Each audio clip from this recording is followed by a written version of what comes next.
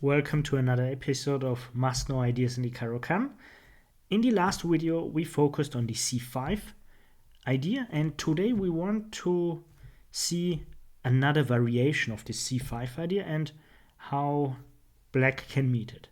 So now let's jump straight into the game. It's Yuri Balashov against Alexander-Galkin, both players extremely strong, and this game was played in 1997.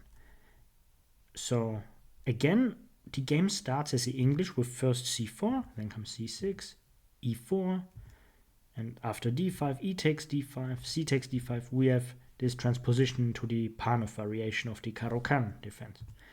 Knight f6, knight c3, e6, knight f3, in this case not c5 immediately, bishop to e7, bishop to f4, black castles, and now c5. And in the last video we had a slightly different structure or positioning of pieces, because this bishop was on b2, not on f4. But the ideas are very similar. So black plays b6, and this is probably a new move, because earlier we had this other variation with knight to e4 instead. But here b6 is absolutely fine, and white decided to defend the c5 pawn with the b4 pawn. You don't want to give up the center with white. And now black plays knight to e4, and again we see this knight on c3 is attacked, so white must do something about it. And again we see queen to c2.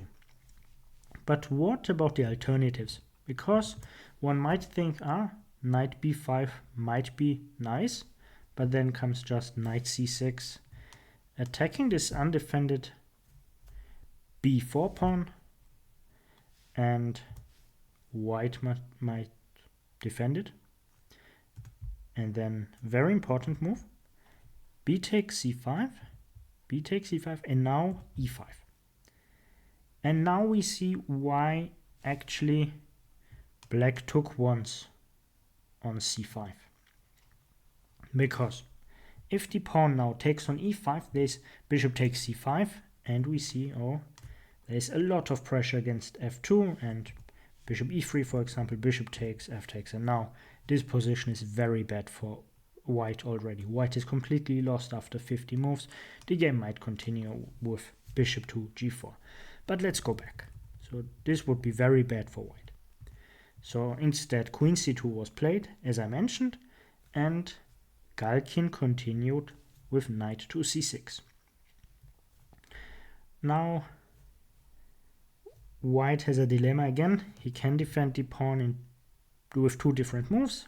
For example, a3, then might follow b takes c5, and bishop b5, very important move, because otherwise we might again have issues in the center. So therefore bishop b5, and now knight takes d4, and black is very happy about the position. For example, knight takes d4, and now the trick is not to take back immediately, but to play bishop to f6.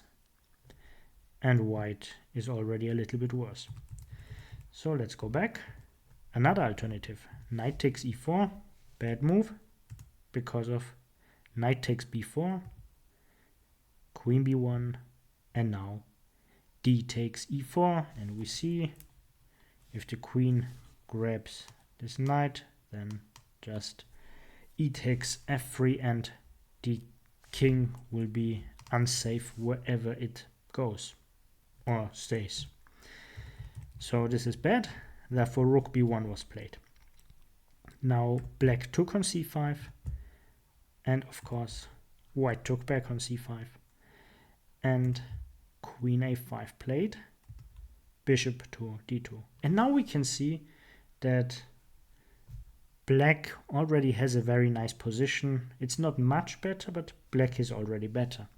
And black could sustain or keep the slight advantage by knight takes d2, queen takes d2, and e5. The typical break in the center. D takes e5, and now just played very calmly with bishop to e6. Of course, knight takes doesn't work because of check on d2, and then this knight is on pre. So there might follow bishop to b5 instead, and rook a c8, and black is fine. However, in the game, Galkin had a very interesting idea, but it's not working. This is important. And Galkin decided to give up a piece for 2 pawns. So he played knight takes d4, then followed knight takes d4, knight takes d2, queen takes d2, and queen takes c5. And as you can see, black has 6 pawns, white has 4 pawns, but white is a piece up. But white should pay attention because these pawns in the center are very annoying. And now, the best move for white is probably easy to find. So let's give you a little bit time and see if you can find it. I will give you the solution in a couple of seconds.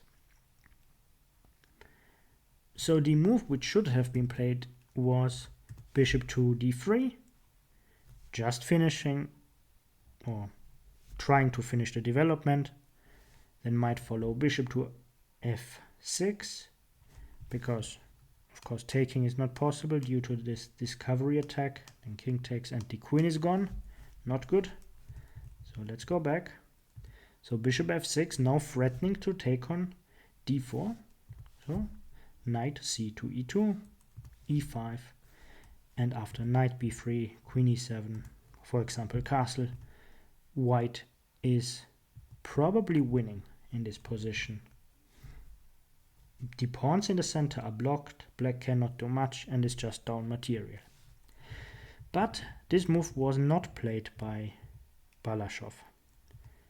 He played rook to c1. And now black still played bishop to f6. Now this knight is endangered, so knight to f3 and queen to a3. And you can see that in comparison to the line with bishop to d3, here black has some counter chances. So bishop e2 played, rook b8. This might be an idea at some point. And now knight b5. Let's say white castles, then bishop d7, rook c2, a5, rook fc1, and white is much better. But knight b5 played, then followed queen a4, and now knight b to d4. And if you compare it to the position after bishop d3 with the bishop d3 line, you will see that here the blockade isn't as reliable. So bishop a6 played, knight b3. So you should pay attention, because if white castles, then bishop takes e7, knight takes e7, and rook to b2 might cause some major issues. So actually white needs already to pay attention in order not to get a worse position. So knight b3, bishop takes e2, queen takes e2, queen b4 check, and after queen to d2, there followed queen e4, queen e2, queen b4 check, and after knight fd2, there followed queen to a3, and draw was agreed after knight b1. So a very interesting game, and also a lot of fighting, but not very correct. So just keep in mind that in this variation there is no need to sacrifice a piece for 2 pawns for black, because he just can play with the breaks in the center. So to conclude, I hope you liked the video and the game, and if you want to support this channel, feel free to leave a like, and if you want to know more about the Caro Kann, then click on the playlist below, above or next to me. See you. Bye.